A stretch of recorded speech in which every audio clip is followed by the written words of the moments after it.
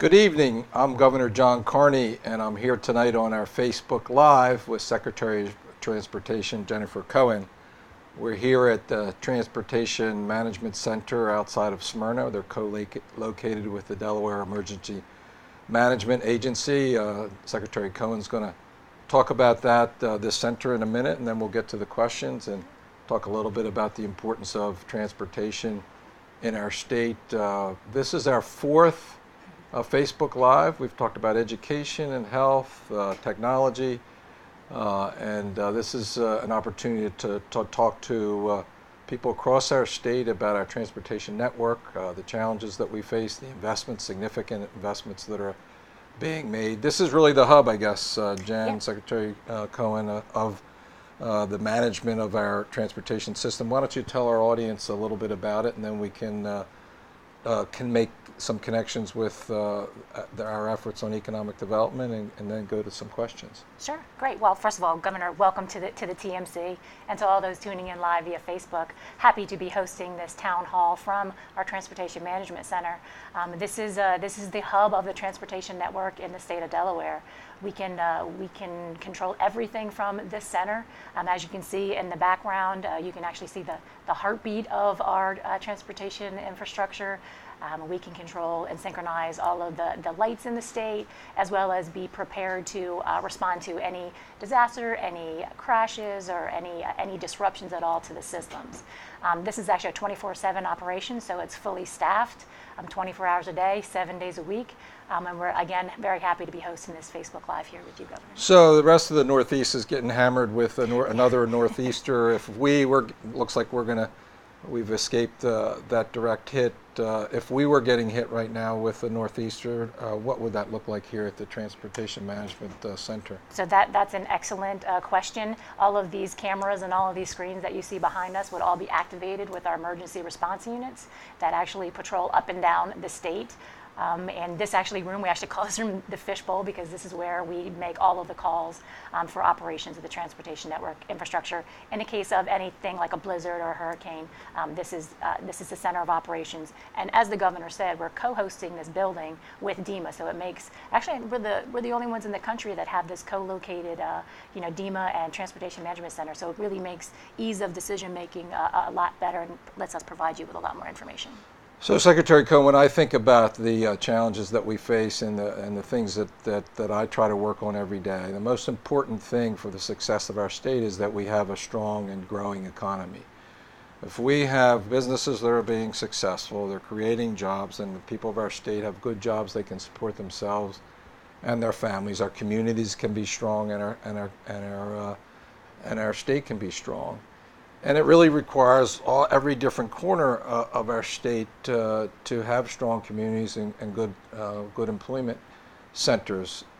A key component of that is making sure we have a transportation network that works for employers and employees, so people can get to work and get home. Quality of life is such an important part of the equation. We just went through this competition for the Amazon second headquarters, and of course, we didn't make the cut, and the only reason that we were in consideration was because we were within 30 minutes of a city of 1 million or more, the city of Philadelphia. Well, the things that they were thinking about was transportation from an international airport, of course, the Philadelphia airport, an Amtrak station, which is in the city of Wilmington, which is where our proposed site in Claymont. And so as we think about the things that we need to do to make sure that Delaware stays strong, transportation is just a key component of that. I know right now, this year, in 2018, we have a capital budget that's $500 million, and I've visited a number of those projects. We've got about, in Kent and Sussex County, over $250 million of projects on Route 1 and on different places across the county, helping to move people from one place to another, again opening up economic opportunities in both of those counties and improving the quality of life for the residents. So we make tremendous investments. I think it's $2 billion in your 6-year capital improvement program. These are not just projects that help build communities and move people around our state, but they also provide jobs for thousands of Delawareans. We have the 301 project that's underway that's, I think, employing hundreds, if not thousands, of Delawareans. So really important to our economy today and certainly into the future. So we're going to get questions on the Facebook Live, and the first question that I have comes via Connie through the email, and her question is, are there plans to resolve the littering along roads? It's embarrassing, and it really is embarrassing. I happen to live in the city of Wilmington, and the littering problem in our city, in and around the business district, in and around the neighborhoods where I live, just outside of Brandywine Park on 19th Street, is as bad as it's ever been. As I travel up and down the state, particularly in rural areas in Kenton and Sussex County in particular, we see a lot of just dumping, people who go out and dump their trash along the roadways across our state. It's just terrible. And by the way, it is one of those quality of life things that detracts from the attractiveness of our state for employers and obviously for people to live here. Is there anything, Jen, that you can talk about, the things that we're going to do? I know there are some plans in the works to address this terrible problem. Well, Governor, I agree with you 100%. And the interesting, the governor and I were talking before this, and we both realized that we both, this is a big issue for both of us. So we routinely go out and pick up trash ourselves. So that's an interesting thing to bond us. But that's right. Yeah, we both do that because it's that big of an issue here in Delaware. And we are working with Keep Delaware Beautiful, and we are going to be rolling out an education campaign. We're going to be increasing the amount of trash that we pick up from a DelDOT perspective. But for clarification purposes, DelDOT, we're only allowed to pick up within our right-of-way. So we're also working with DenReg to work on some issues with illegal dumping. But it really is, Governor, a kind of a culture shift that we need. We need to have people have pride in the state. We've done this before. You probably weren't old enough to remember, but I remember back when Lyndon Johnson was president. His wife, Lady Bird Johnson, went on this big campaign because we had a terrible littering problem across the country. And they had advertisements on all the major networks. I remember in particular there was a Native American and Indian that was on the screen, and he had a tear coming down his face as somebody was throwing trash out of the window of a car. We need to develop the same kind of awareness that this is our country, this is our state. We need to keep it beautiful, and we need people to throw their trash where it belongs and not out on our highways and in our cities and towns. I agree. Maybe we should put billboards up with our face with a tear coming down. Maybe that would be helpful. I've been crying a lot for it, I'll tell you that. So our next question comes from Julie via email, and it's a question about the 141 bridge construction and when will it be done. I've got to tell you, Julie, you and many others, including myself, are extremely frustrated with the time delay on this project. We're working with our contractor to get this done as quickly as possible. That is our #1 priority right now. We're hoping for the end of this month. Weather is a challenge for us at this point, but we share your frustrations, and we are working as hard as we can to get that bridge open for traffic because we understand what a disruption that is for everybody. So the next question is from Allison, and the question is, when do you think the vote on paid maternity leave will happen? This isn't directly a transportation question, but certainly is an issue that's important to state employees, including those that work for you, Jen, at the Department of Transportation. I don't know when the General Assembly will hold that vote. I think it will be certainly before the end of this session. I think it would be beneficial if the vote was held in the next couple months so that we can make sure that we have the plans in place. We do in our submitted budget and any changes that need to be made before the budget's passed at the end of the year. I happen to believe it's time. This issue is it's time for us to implement in state government so that we can develop strong families, and so that particularly both our men and women employees, during a very important time in their family lives, when they have a newborn child, they can be present for that child, and I think everybody benefits. And so hopefully that vote will come soon in this legislative session. That's awesome, Governor. Thank you for your leadership on that. I know it means a lot to the employees at DelDOT.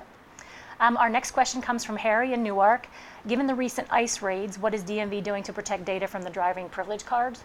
I will tell you, Harry, this is a really important situation, and especially for me because I was actually the DMV director when we passed the legislation to implement the driving privilege card. We have stated over and over again that we would not entertain any type of fishing expedition for any of our Delaware citizens or driving privilege card holders. We would only entertain having that conversation and turning information over if there was a criminal investigation on a case-by-case basis. So be very safe in the understanding that we would not be turning that information over without a court order and, quite frankly, Governor, a fight on our side. So the next question is from Dennis, and his question is about beach traffic. This is something that I hear about when I'm in eastern Sussex County and frankly any part of our state, because most Delawareans at one time or another spend time in the beach communities from Lewis down through Fenwick Island. The question is are there plans to expand the southbound lanes on Route 1 to accommodate beach traffic? I know we have a group, I'll turn this over to Secretary Cohen in a second. I know we have a group that's working, the 5 Points Working Group, it's looking at various options. I've talked to Representative Pete Schwarzkopf, who focuses on this and has thought about the various things that we can do along that stretch.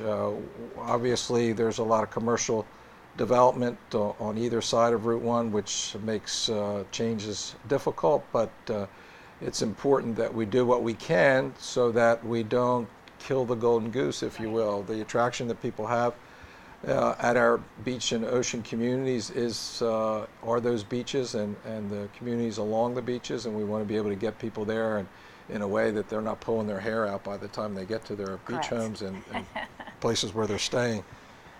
So to add to that, we're not just focusing on getting tourists to and from the beach quicker, but we are doing that. You can see the work that we're doing with the great separated interchanges on Route 1 going down. We're also looking at Route 13. But one of the things that we're also focusing on are the east-west connections. Those are really important connections because not all of the beach traffic is coming from north to south. And we also want to make sure that it is easier for locals to get around, especially during peak beach season.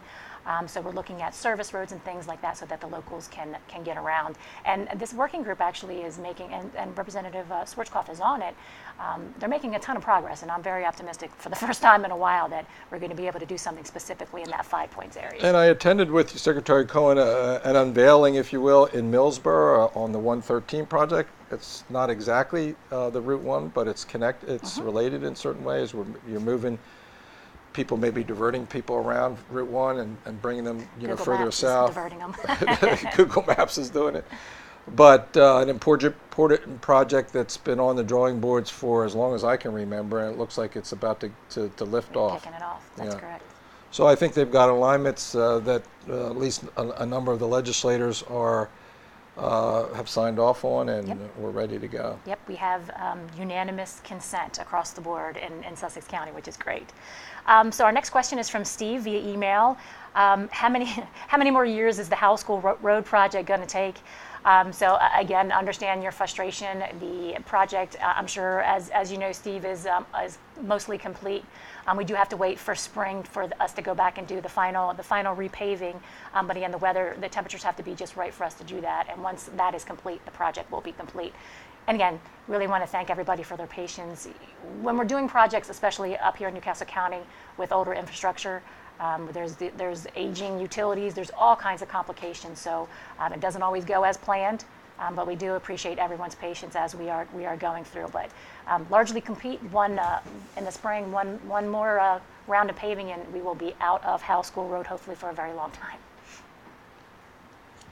Well, this is a really important question, and it's from Lauren. And the question is, what is being done to invest in the transportation system to improve our resilience to sea level rise and climate change? We do have, before I hand it off to you to talk about what we're doing on the transportation side, there is a group in our Department of Natural Resources and Environmental Control that looks at this issue from the perspective of coastal resiliency, which is really where we expect to have some of the biggest challenges. And already we're seeing areas along our ocean and bay shore that are impacted by rising sea levels. We can argue till the cows come home about what the cause of it is, but we know that the sea levels are rising and it's impacting our coastline, both on the bay shore and on the ocean beaches. And one of the areas that I worked on a lot as a member of Congress was the Prime Hook area. The dunes along Prime Hook have been significantly compromised. We're rebuilding those with a joint federal and state project, mostly with federal funds, thanks to Senator Carper, Senator Coons, and Congresswoman Blunt Rochester. But you can tell just looking at Prime Hook where the parking lot used to be. Well, now it's about 20 yards or 30 yards out into the Delaware Bay, and we're seeing a lot of that along the coast. We just have to be really smart about what we do in natural areas like Prime Hook and developed areas like Broadkill Beach and other areas along the bay shore. I mean, are there things you can mention with respect to the transportation network? Sure. There's two things I think worth interest. One is absolutely we're looking at both, transportation solution as well as natural solutions. We are working with our Department of Natural Resources. The perfect example is when we have a major flooding incident, not so much on the ocean side, but when the back bays flood down in Sussex County, we end up having to close Route 1 north of the Indian River Inlet Bridge. And anyone who lives in that area or drives in that area knows that the detour to go around is about 45 minutes, and it's extremely inconvenient. So we have a couple of projects going on right now. One being we're going to add another 4 inches of asphalt in the area of the flooding, which all it's going to do is basically buy us time. But we're also looking at, how do we, beef up the dunes? How do we, put plantings in that will actually absorb the water? So we're looking at those two different aspects for that. But that's just an example. Didn't you harden after one of the northeasters, the north side of the Indian River Bridge? Some of the lead up roadway was compromised, and I think they put some we did put some steel pilings after Sandy on the ocean side. On the ocean but one side. of the biggest problems that we have is when that back bay floods. It's when the bay meets the ocean, and that's problematic. But on the transportation side, we're also, from a climate change perspective, one of the biggest contributors to air pollution is the transportation industry. So I can tell you from a DelDOT perspective, we're in the process right now of retrofitting all of our paratransit buses to run on propane, which is much cleaner. We're also piloting over the next 18 months 11 electrical buses because, when we have our buses riding down the road, as Mayor Prizicki from Wilmington calls it, buses burping diesel fuel down the road and fumes. So we're looking at doing that as well. And isn't there some work being done in South Wilmington I think it's a combination of storm sewer work as well as some of the road work there in South Wilmington, South Bridge, that gets flooded in so many storm events recently. So I think that's a combination both of the stormwater system there, which doesn't operate because it gets overcome with the water levels, and the road network down there. Absolutely. Lots of challenges. Lots of challenges. So our next question comes from Jason. Why would we consider a mileage-based user fee? Well, Jason, whether you're for that or against that, one of the things about piloting it is determine whether or not it works or not. If it's something that could potentially replace the gas tax, we should explore it. We did receive a grant from Federal Highways to be able to explore whether or not it'll work in Delaware. We're going to be kicking off the pilot here in the next, actually, I think in May. And if it works, we'll explore it further. If it doesn't work, then we won't do it. So that's interesting that question came in because when I was a member of Congress, there were a number of us that had ideas to recapitalize the Transportation Trust Fund. Highway Trust Fund is what it's called in Washington. And some of those ideas, they lost the opportunity because it would have been part of the tax bill that just passed. But one of the ideas was a simple idea was to increase the gas tax. And the chairman of the Ways and Means at the time was Representative Paul Ryan, who's now the Speaker. And Paul's comment as we met with him one day was, well, we're not going to do anything with the gas tax, but we will be working on a mileage, a user fee, because it's not a tax, it's a fee. Which was his argument. But the point is there's quite a bit of interest, frankly, on both sides of the aisle in Washington for a mileage-based user fee for transportation. So the next question is from Mary Ann. Please do something about the infrastructure in Sussex. Route 24 is a mess. This year we're spending, I mentioned it a few minutes ago, that the 2018 budget for Sussex County is $115 million, another $115 million in Kent County.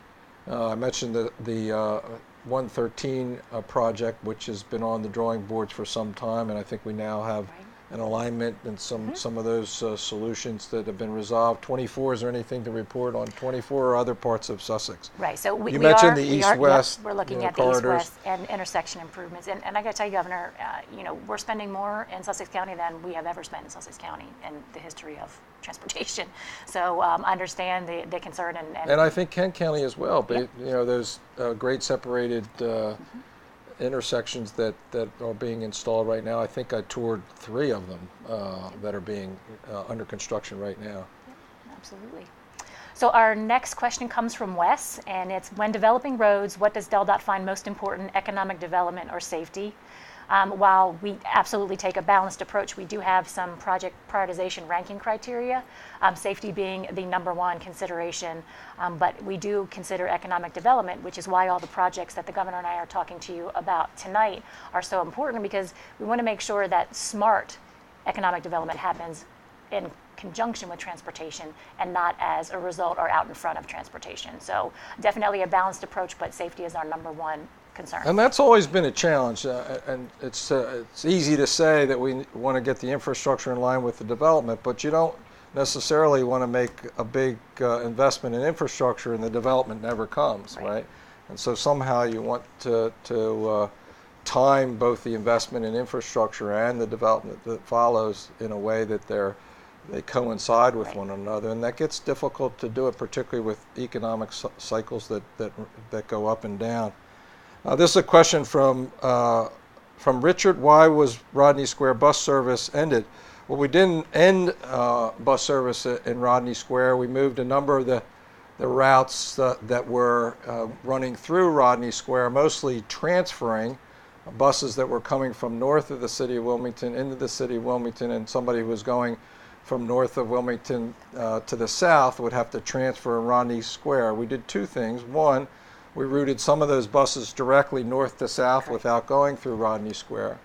And secondly, we would move them off the square as a way to balance the dual objectives of moving people through our bus transportation system, as well as creating an attractive centerpiece of our downtown business district in Rodney Square. We've lost, frankly, thousands of jobs around the square over the last several years, and we've had a number of employers who've thought about leaving. Some who've left. The DuPont company left their headquarters there that on Rodney Square that had been there for generations. Chemours, which is a spinoff of the DuPont company, decided to take space in there as long as some improvements were made in the building, and those commitments were made. We used to have 5 or 6 buildings that were owned and occupied by employees of MB&A. When Bank of America bought that company and those buildings, they moved a lot of the people out into the suburbs, and we had sold a number of the buildings, so we have so many fewer employees there. In order for the city of Wilmington to be successful, our downtown business district and our employment center needs to be successful. In order for the state of Delaware to be successful, we need Wilmington to be successful, not just in its downtown business district, but in the neighborhoods where I live, about a mile away from Rodney Square. I can remember the years past when I worked for then Senator Joe Biden. I used to ride my bike to work most days, and I took the bus other days, and the number of bus routes that came through Rodney Square down King Street where I worked was a fraction of what had developed over the last 10 years or so. We're developing a transit center down by the train station, which is really more appropriately where a transit and transfer hub belongs, and that's going to be a public-private partnership. So we're trying to achieve the dual objectives of transportation, moving people particularly north of the city to south, and maintaining a strong and vibrant business district in the center of the city of Wilmington. Thanks, Richard. We are working with a lot of those bus riders. I've walked the routes myself, and I've gone from the stops where on Rodney Square where they used to be. And by the way, there weren't a lot of people whose endpoint was in Rodney Square. They were going there and getting a transfer and then going somewhere else. And then I'd walk to where the next that bus stop was moved to. We made some changes that made sense, that accommodated some folks that maybe had to walk up a hill from French Street or from some other area. So it's something we're going to continue to work on to build and strengthen our city so the state of Delaware and its economy can be strong. And Governor, if I could add, I really want to thank those individuals who actually came out to our community conversations with very specific information, because that's what we need to make changes to the system.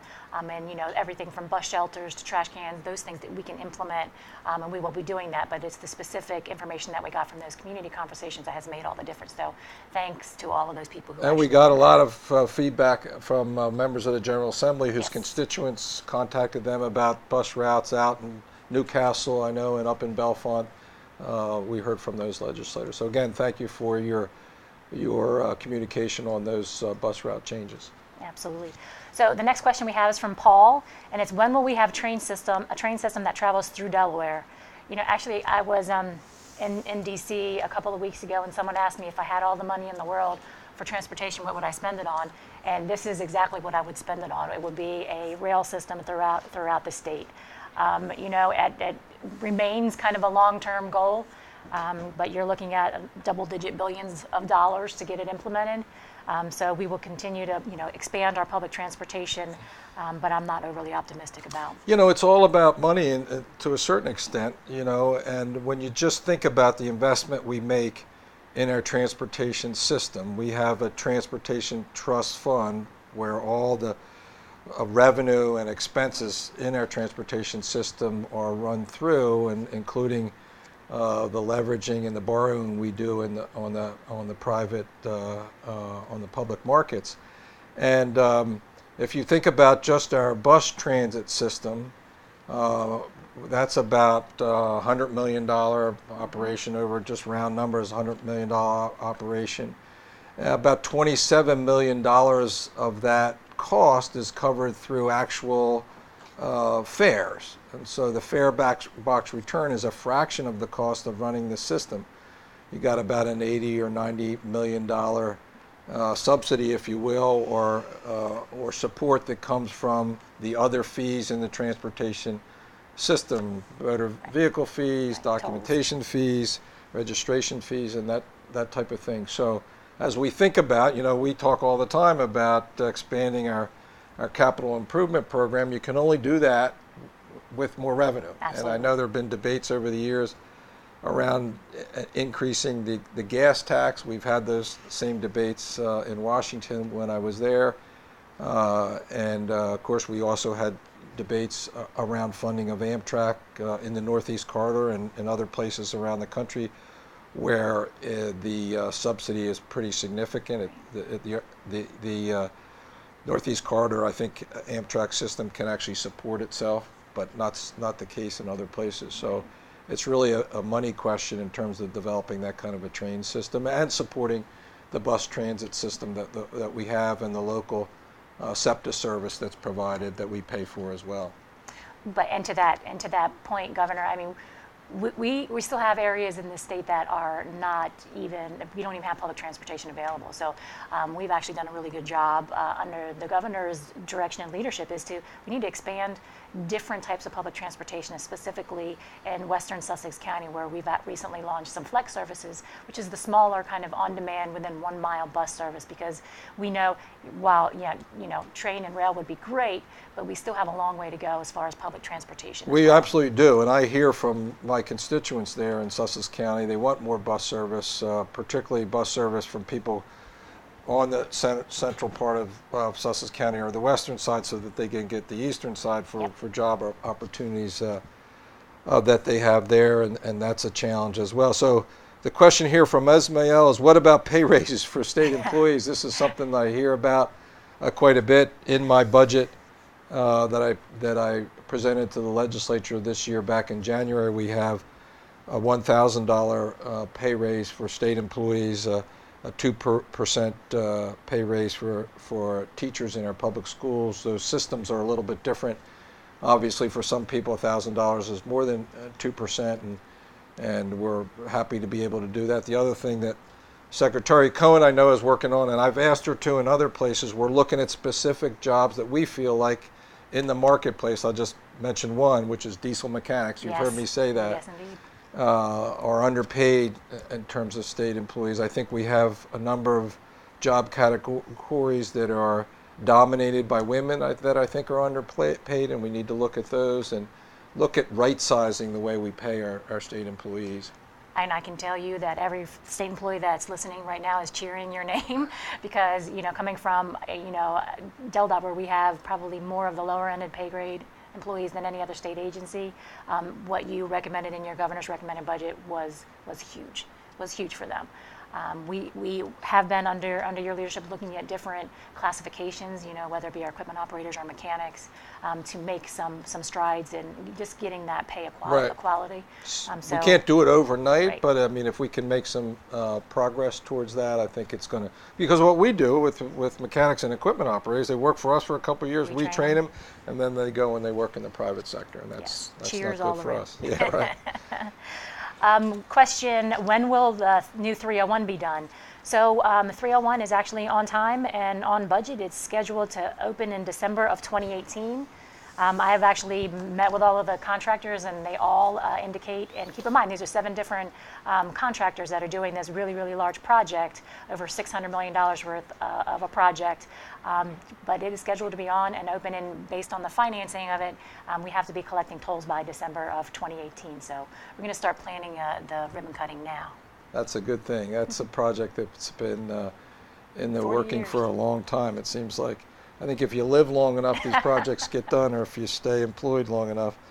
We have a question for Kevin. What new industries can we attract to Delaware? I was recently, 2 weeks ago, at the National Governors Association meeting in Washington, D.C., and the CEO of IBM made a comment that for the children that are entering school this year, when they graduate from high school and college, so many years down the road, more than half of the jobs that will be available then don't exist today. And the point is that there's tremendous change happening in our economy, and it's accelerating at an incredible rate. So many of those jobs are going to be science and technology based. Ben DuPont, who's done tremendous work encouraging and developing a program called Zip Code Wilmington, where over a 3-month period of time, they train coders to go in, IT coders to go into mostly our financial services companies in Delaware to work, and they go and maybe they're making $20,000 or $30,000 at the job as a 25-year-old, and then they go through this program and they get a job in the IT coding world making $60,000 or $70,000. The reality is that we have to be cultivating an entrepreneurial startup economy that's based in science technology. We've got to do that, and we're doing that by making investments at the innovation space, at the experimental station, the STAR campus at the University of Delaware, at Delaware State University. We have co-working space at the Mill, in the old Nemours building in Wilmington, 1313 Innovation, and the Coin Loft on Market Street. At the same time, we've got to try to develop opportunities in what I call good old jobs, industrial jobs that were, frankly, instrumental in the generation that I grew up in along the Delaware River, up in the northern part of our state. I grew up in Claymont. Most of the people that worked in the neighborhoods that I grew up in worked there along the Delaware River and Bay. We have made some changes to the Coastal Zone Act to make it possible for some of those aging industrial polluted sites to be repurposed and hopefully create jobs, old-fashioned industrial jobs, if you will. But the real jobs of the future are going to be in science and technology, and that's why we have to make sure that we have the best trained, best educated workforce so that we can win the competition for those jobs. So it's a whole range of things. We still have a very strong financial services sector. We have about 35 or 45,000 employees in that sector in our state, and we're not going to be able to do this if we don't have the education, the quality of life, the transportation network, so that employers will want to locate in our state, and those that are here will want to stay. So if I can add to that, if I can brag for just Sure. a second, one of the things, as you can see, if you can just look behind me, is that we have a state-of-the-art transportation infrastructure and management system. And with the governor signing of the executive order last October to explore the benefits of a connected and autonomous vehicle world, I will tell you that Delaware stands very, very solidly in the airspace to be able to attract the companies that provide the software and the technology for the connected and autonomous vehicle world. So we're really looking forward to that. And I think well. the key there is to make those investments in technology infrastructure, if you will. So the infrastructure Yes. that you just described is going to be critically important to the operation of autonomous vehicles. We need broadband in parts of our state that we don't have it, and we passed legislation Yep. with your help to allow small cell broadband in our DelDOT right-of-ways across our state. So all these kinds of things. Economic development is going to be more about making investment in technology that enables businesses to come to our state and be successful than it's been in the past, where you just go out and try to create an incentive for a company to move from one state to the next. So the next question comes from Progressive Delaware. What are we doing to improve transportation accessibility for minorities, low-income Delawareans with disabilities? And this is another really good bragging point for us governors, that Delaware is the only state in the country that the Federal Transit Administration requires that wherever you have a fixed route bus route, you have to provide ADA transportation within 3/4 of a mile outside of that fixed route.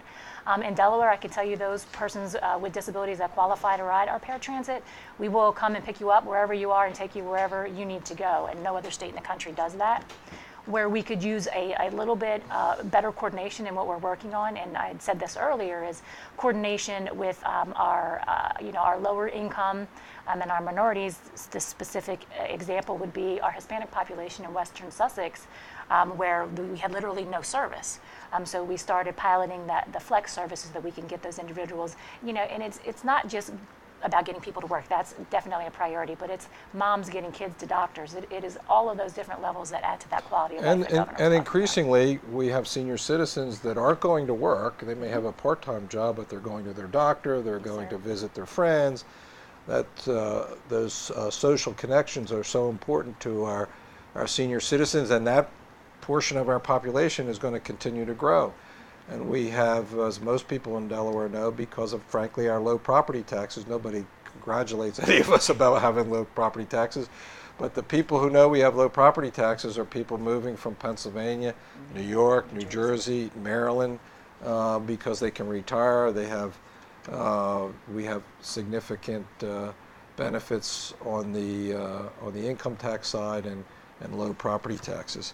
So the next question is a question from Jake. And his question, he says, it's time to move operations budget for DelDOT back to the general fund. This would bolster funds for road repairs. I used to be Secretary of Finance back in the 90s, so I've been working in state government for a long time. And the original plan was for a transportation trust fund that had all the transportation revenue, and this was something that was first created by Governor Mike Castle, I believe, and all the transportation expenses in one fund, both operational and capital. And over the years, they've been moving them back and forth depending on which fund was healthier in terms of its revenue. I'm not sure I can even keep track of where those operating funds are. I hope they're in the Transportation Trust Fund, although I know we've moved them back and we put a placeholder there and a placeholder here.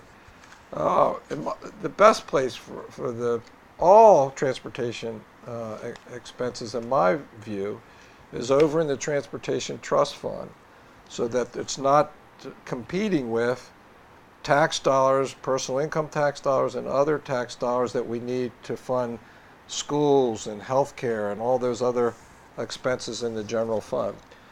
That said, Secretary Cohen, you want to clarify where those So, operating fund or Sure. expenses are today? Sure.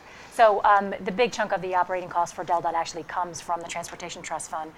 There was a $5 million subsidy from the general fund that was put in 2015 that is still there.